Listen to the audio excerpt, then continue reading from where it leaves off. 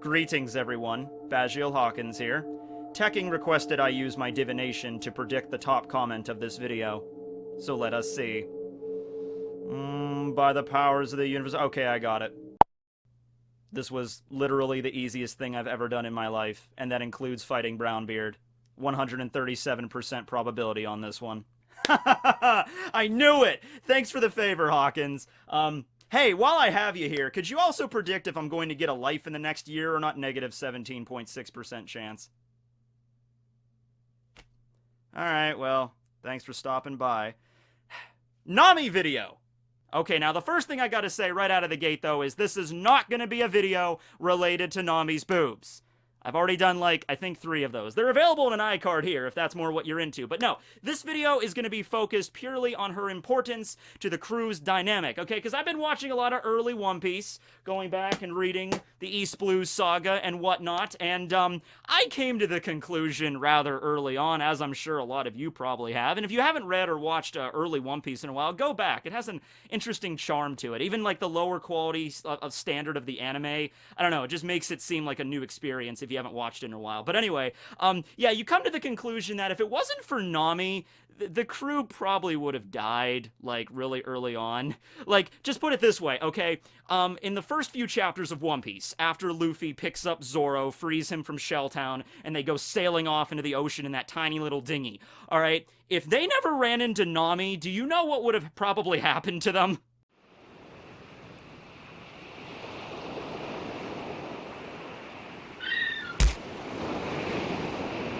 Truly the most epic adventure that has ever been put to paper, am I right?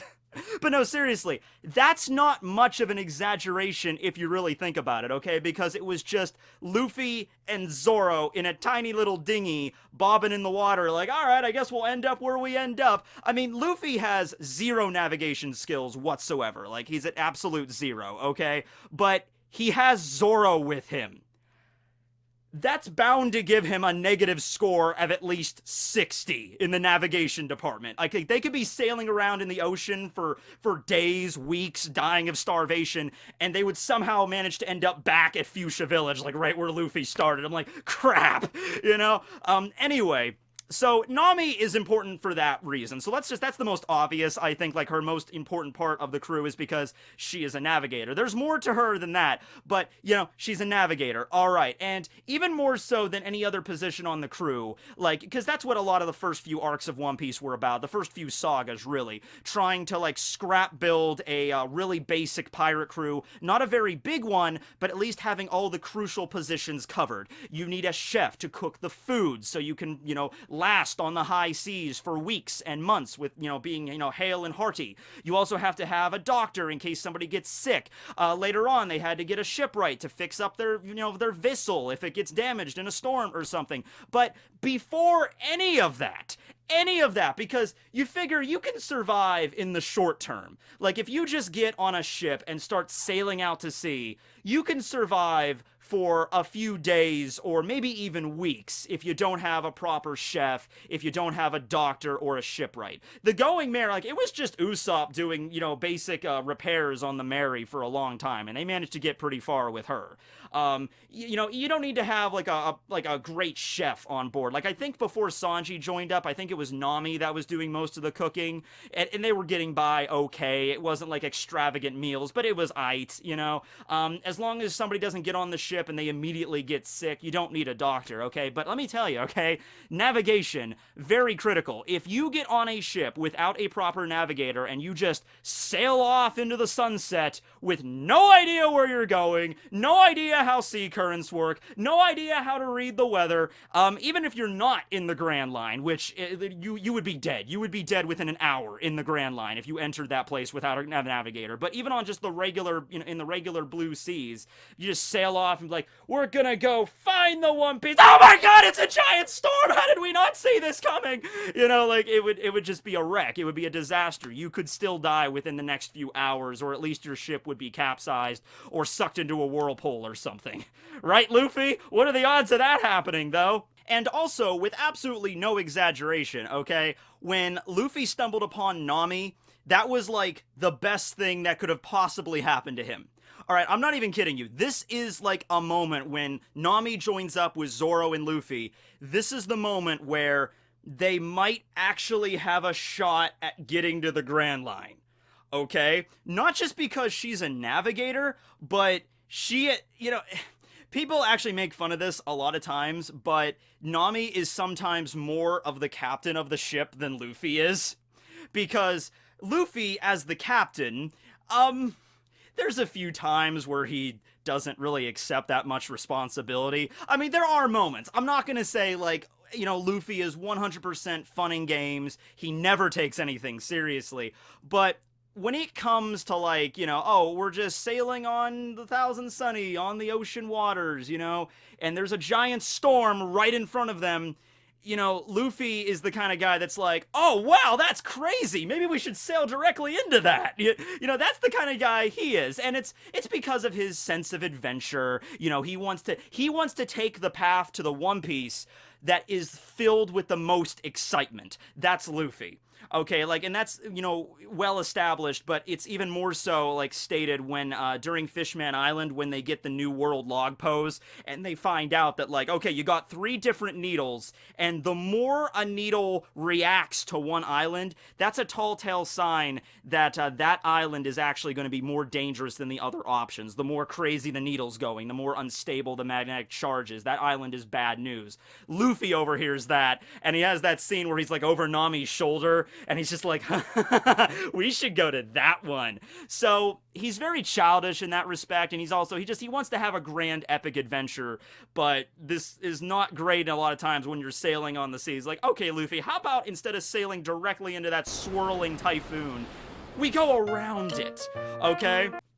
Now, Nami also takes up the role as more of like a quartermaster on a ship. This is a role that's never really been referenced directly in One Piece, but this is sort of the person that maybe takes a little bit more of the day-to-day operations. Some people have actually said to me that it wasn't always the captain that came out and like divvied out like, okay, these are the day-to-day operations we're doing. The captain is, also an authority figure. They don't just, sit in their cabin and do nothing. It's like, I'm a lazy captain that just lets everyone else do my work for me. That's how mutinies happen. But it's maybe more of the quartermaster's job to actually divvy out like, okay, these are the day-to-day operations, keep everything kind of running smoothly, kind of keep a tight ship, so to speak. Okay, and that's Nami to a T. Because whenever they're just sailing around and they're just kind of chilling out on the ship, like Luffy and Usopp are like fishing, or they're screwing around with like Frankie's new invention, or Brooks, singing a song, or Sanji's cooking. Yeah, you'll see Nami and Robin like sunbathing or doing something like that, enjoying a nice dessert in the shade. But the second shit hits the fan, she's usually the first person to get up and be like, okay, break's over, we need to do stuff now. And it also works as, she's the, like, more like the authority figure on the crew. I think Oda came out and actually specified, like, if the crew was a literal family, who would be, like, the mother and the father and the children and all that stuff. And, I think the way he did this was based on their ages. So, it's like, Brook would be the grandfather, Frankie would be the father, Sanji, Zoro, Luffy, Usopp, they would all be the sons, Chopper would be the youngest, Nami would be the daughter, and, Robin would be the mother. But if you're just thinking of, like, an authority figure, sort of like, I don't want to say a motherly figure, really, not necessarily that kind of context, but someone that just everybody listens to because they understand her skills, and they know that when she gets up and says something, okay, it's time to get off our asses and move, because Nami said so. That's the kind of character she is, okay? So, up until this point, just not even up to this point, but even after they get Usopp on the crew, okay? And even Sanji to an extent. Sanji's a good cook. Usopp's a good marksman and all that stuff. Zoro's the swordsman and all that stuff. But when it comes to like, all right, you guys are goofing around. Come on, we need to get moving here. Like that's the kind of character. Nami is perfect for that role. And something else, another reason why I'm making this video right now, other than it being a while since I've done a Nami video, I mean, the last Nami video I did was like 2 weeks ago for Horoween. 2 weeks without a Nami video. I mean, I know, I'm losing my touch, big time. There'll be a Robin video coming up shortly as well, so don't worry about that. But the thing is, remember the time Nami and the crew were running away from Big Mom? This is obviously much later in the series, but, you know, Big Mom was chasing after them, and she was in her hunger pain, and you know, when it came to like escaping her, one of the characters that divvied out like you know, a lot of like large scale damage to her, not something that could really injure her, but like in terms of like a wide scale attack, was Nami. She got Zeus on her side and then used her climb attack and just boom, brought down heavenly judgment right on Big Mom and slammed her into a hole. Right? And I remember when that happened, and I remembered a lot of people saying, like, that's ridiculous, there's no way, like, that's crazy that Nami could have done something like that. Now, this was before we knew Big Mom was completely unharmed, so it's like she didn't really do any damage to her, but she did manage to slow her down for at least a little bit until she, like, walked her way out of the hole. But that made me start realizing, you know, it's like, well, first off, Nami is never much of a fighter. Okay, she does get into battles in the series, and I know it's a shonen battle manga, but the thing that you really have to understand about her character is that her importance does not lie on the battlefield. Oda had to give her a method to fight because they're pirates, they're going up in the new world, of course she has to have a method to fight.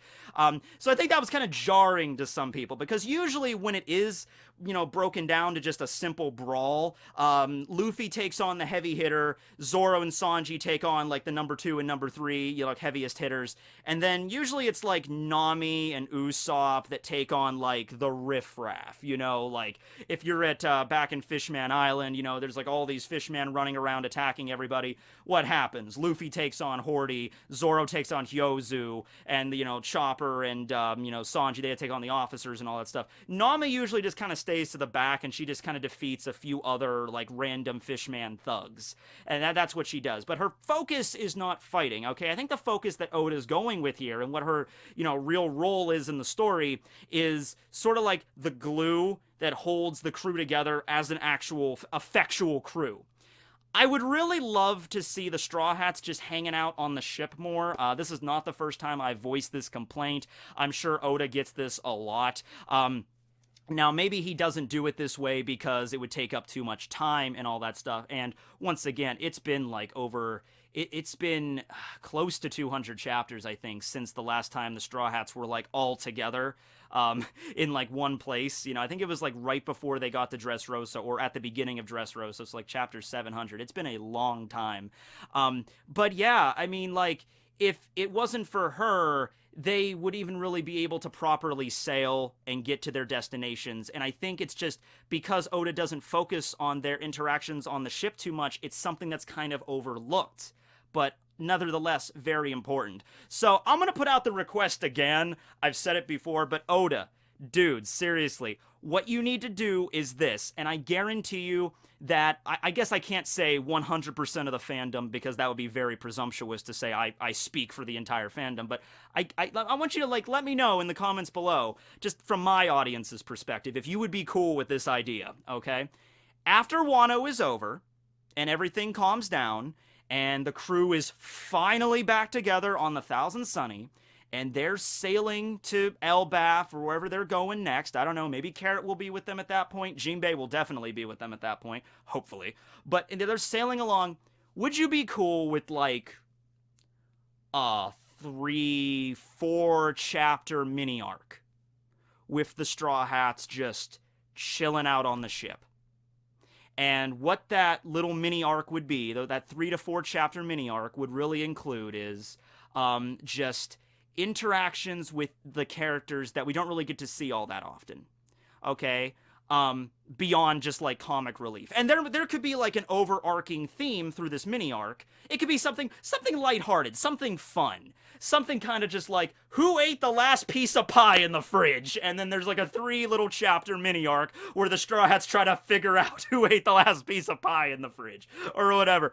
And it's like, it's obviously Luffy, but then it's like Luffy's exonerated or something. Oh shit, who could it have been? But you know what I mean? Like, we could have like Chopper going around like a detective, like we gotta figure out who stole the last piece of pie. But basically what this would be a chance to see how each of the Straw Hats interact with each other that we don't get to see too often. Like, we don't really get to see Nami talking to Zoro all that often.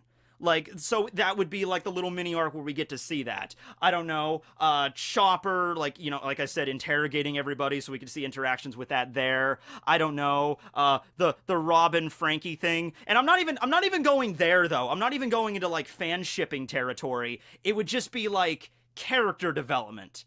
Okay, this is how like they've been journeying with each other for months. Okay, you know, with the 2-year time skip aside, they've been journeying with each other for months. So the dynamic between all of them, they know already. But we don't really have that in a like we have it in a very superficial way, like how they get, like we obviously know Nami and Robin get along and they sleep together and stuff in their own bedroom, and they get along. We know Usopp and Chopper and Frankie and Luffy all hang out, and like they do like, oh, I'm gonna invent a motorcycle. I'm like, oh, that's awesome, Frankie, like let's test out the new weapon. You know, we all know that. And like Zoro's like just working out like a fiend, and like Zoro hates Sanji, or they're like rivals or whatever. You can play off of that though, just have fun with it, have it be. And it would honestly, that would be a great thing to do right after Wano, when, you know, we have this super epic battle between a Yonko right after another battle, you know, that was between Big Mom.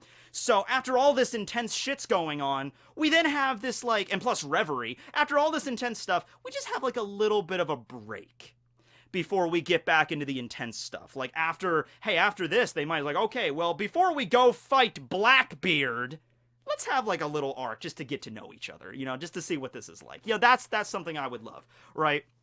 And I think that this really comes about from just like how the fact that like Nami is part of the glue that holds this whole dynamic together. But that was more of an aside there, okay? All right. So now let us talk about, okay, this is something else I wanted to address. When Luffy is first getting his crew together, they're not exactly people that have really happy backstories. That's kind of Oda's trademark, where it's like, all the main characters of my story have to have a depressing as hell backstory. Zoro lost his childhood friend Kuina. Usopp's father left when he was a baby. His mother died of a disease, so he was basically raised by a village.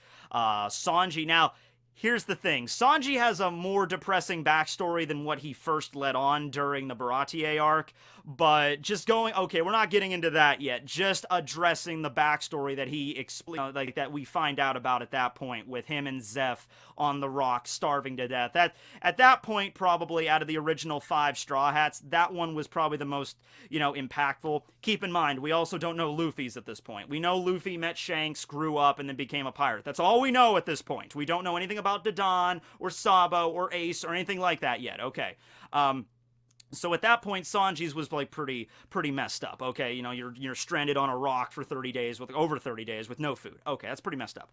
But then you get to Nami's backstory, which is way more complicated than just, you know, oh, I almost starved to death when I was a little kid. No, it's involving things like the not just the death, but the straight up murder of someone that you love, and basically the theft of your entire childhood, you know, just taken away from you by this, you know, crazed not merman. That was in the 4Kids dub. They called all the fishman merman. So, see, you made a mistake, 4Kids. You know, like, see what happens later. But all like these lunatic fishmen that are taking over your island, basically forcing you into enslavement for their cause, for a decade. You know, like from when the time Nami was like 8 years old to when she was 18 at the start of the series. So this is a lot more of a complicated thing. And I think this shows Luffy, like, what he's really kind of in for doing what he's doing. Like, I want to get a crew together, and I'm going to sail the seas, and I'm going to face a lot of strong opponents, all the way up to the time when I find the One Piece and I become king of the pirates. Yeah, this is not all going to be fun and games.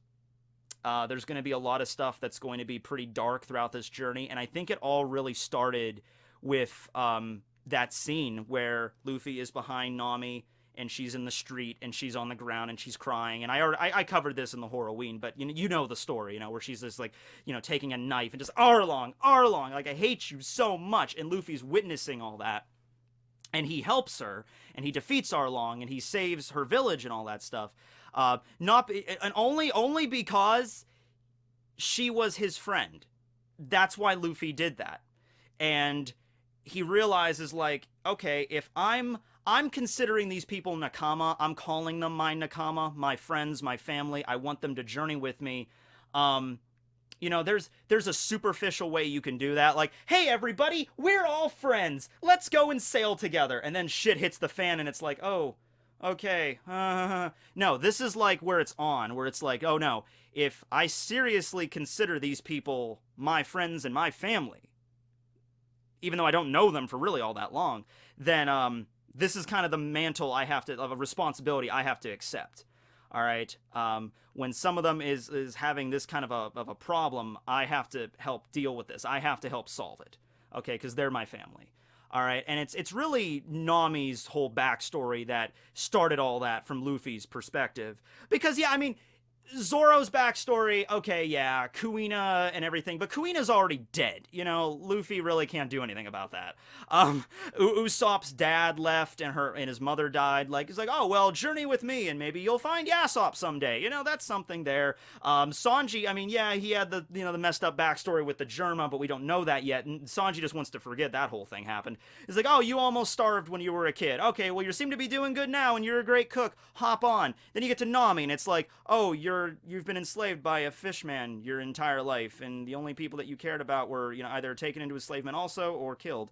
Oh, that's pretty messed up. Okay, well, I'm here to help because I'm your friend, you know. And then later on, of course, you get to Chopper, who had the whole thing with Hero Luck, and then Wapol came out and, you know, tried to take away the castle and everything, and so Luffy had to protect his ideals. And then the whole thing with Robin, which is like, woo! Maybe that's what the next video will be about. Because when I did the Horoween, the number one slot, the darkest moment in One Piece, was where I addressed, like, everything the world government did. And Robin's backstory is just, you know, for reasons, just part of that, just naturally. But I think some people were a little upset that I never really directly addressed Robin's backstory, so I might do that. But so there was Robin's whole thing. And then, of course, Brooke.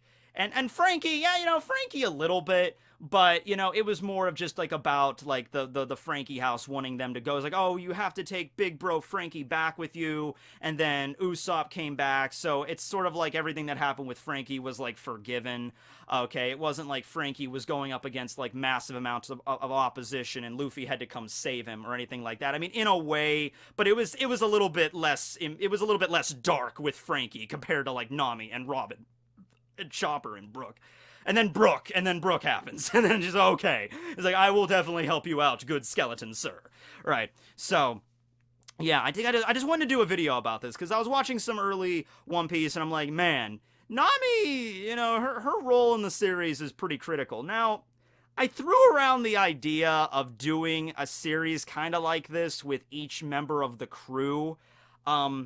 And I might still do that. It's just that I don't want to, like, overlap too much with what I did with the Straw Hats discussion series I did last year, which I had a lot of fun doing it. I mean, if there's one bad side about that, it's after I was done discussing all the Straw Hats, I felt kind of bad, because I'm like, oh, man, I really had fun with that series, talking about all the different Straw Hats and stuff, and it's like, well, I went into detail on pretty much every single thing they do, so crap, I guess I can't really make that many more dedicated videos on them unless something new happens in the series. So I threw around, like, okay, I'll do the importance of Nami, because I think there's a few more, you know, additional stuff I can say that I did not say in her respective video. But yeah, what do you think about that? Maybe I should finish this. I mean, like, it really just comes down to if I have extra stuff to say. I like an analysis at an angle that I did not take when I did. Because also remember, when I did the discussion series, that was like everything involving their characters, from the plot of the series to their methods of attacking and their backstories and the relationships with the other crew members and all that stuff. That was a lot of stuff packed in one video. So these ones would obviously be more focused. But I'd really just have to, you know, come to that conclusion on my own, I suppose. But you can leave comments below on what you think about that angle. But yeah, I just wanted to do a video on Nami. Thanks for watching, everybody. This will be Tekking101 signing out. Oh man, I should also do a video. I need to do a video on her rod at some point. Yeah, the climb attack. Sorry, that has a whole other connotation if I just say a video on Nami's rod. But yeah, that'll probably be coming at some point too. Later, everyone.